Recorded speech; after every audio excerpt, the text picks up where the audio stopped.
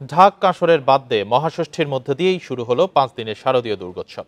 এ বিষয়ে আরও জানাতে রমনা কালী মন্দির থেকে যোগ দিয়েছেন সহকর্মী আনোয়ার সাদাত নূর। আনোয়ার সাদাত নূর, সন্ধ্যার দিকে তো আমন্ত্রণ পূজা ও অধিবাস অনুষ্ঠিত হওয়ার কথা। রমনা কালী মন্দিরে পূজার আয়োজনে উৎসাহ আমেজ কেমন দেখছেন? ঢাকা শহরের মধ্যে মানে রাজধানীর মধ্যে যে কয়েকটি জায়গায় বড় আয়োজন করে দুর্গাপুরের আয়োজন করা হয়, যেখানে ভক্ত এবং দর্শনার্থীদের ভিড় জমে, তার মধ্যে একটি কিন্তু অন্যতম জায়গা শাহবাগের পাশেই সোহরাওয়ার্দী উদ্যানের পাশের একটি অংশ, যেটি কালী মন্দির নামে পরিচিত, সেই মন্দিরটি। বান্ডেল থাকলে প্রতি সেনমানিতে টাকা বাঁচবে। বিকাশ সেনমানি বান্ডেল কিনে জিতুন প্রতি লেনদেনে।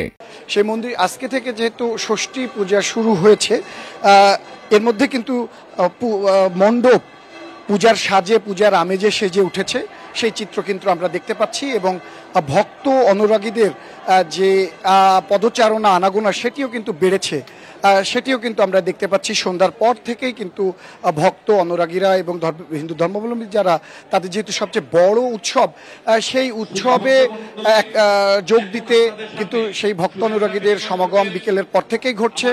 এই মহাষষ্ঠী পূজা কিন্তু আজকে শুরু হয়েছে সকাল 7টা থেকে। সেই সকাল 7টার আরতি আরাধনার মধ্য দিয়ে ষষ্ঠী পূজা অতিবাহিত হচ্ছে আজকে সারাদিন। এরপরে সপ্তমী, অষ্টমী, নবমী এবং দশমীর দিন একই সাথে বিজয়া দশমী, যেটা সেদিনই কিন্তু দেবী দুর্গা এই মর্তলোক ছেড়ে আবারও কৈলাসে ফিরে যাবেন।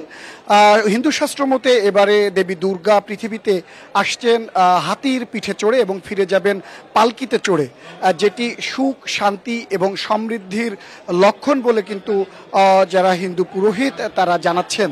তারা বলছেন যে এবারে তিথি অনুযায়ী, নিয়ম অনুযায়ী সেটি হচ্ছে যে দেবী দুর্গা আসছেন এবারে হাতির পিঠে চড়ে এবং ফিরে যাবেন পালকিতে চড়ে, এবং এটি একটি শুভ লক্ষণ বলেও কিন্তু বারবার মানে জানানো হচ্ছে। এই কালী মন্দিরে কিন্তু পরিদর্শনের জন্য ইতিমধ্যে বিএনপির যুগ্ম মহাসচিব রুহুল কবির রিজভী এসেছেন। তিনি এখানে মণ্ডপ পরিদর্শন করছেন এবং এখানে যারা আয়োজক কমিটি আছেন তাদের সাথে এই মুহূর্তে তিনি মত বিনিময় করছেন। এরপরে হয়তো গণমাধ্যম কর্মীদের সাথে কথা বলবেন, কিংবা এখানে যারা ভক্ত অনুরাগী এসেছেন তাদের সাথে সাক্ষাৎ বিনিময় করবেন। এছাড়া কিন্তু বলা যায় যে আজকে থেকেই আনুষ্ঠানিকভাবে মূলত দুর্গাপূজা শুরু হয়েছে, এবং আগামী যে 3টি বা 4টি দিন, এই 4টি দিনকে কেন্দ্র করে কিন্তু মূল আয়োজন বা মূল অনুষ্ঠান মালা সাজানো হয়েছে এই রমনা কালী মন্দিরে, এবং যেন শান্তিপূর্ণভাবে সবাই সেই উৎসব আয়োজনের মধ্যে দিয়ে আয়োজিত হচ্ছে শারদীয় দুর্গোৎসব। সেখান থেকে জানাচ্ছিলেন আমাদের সহকর্মী আনোয়ার সাদাত নূর।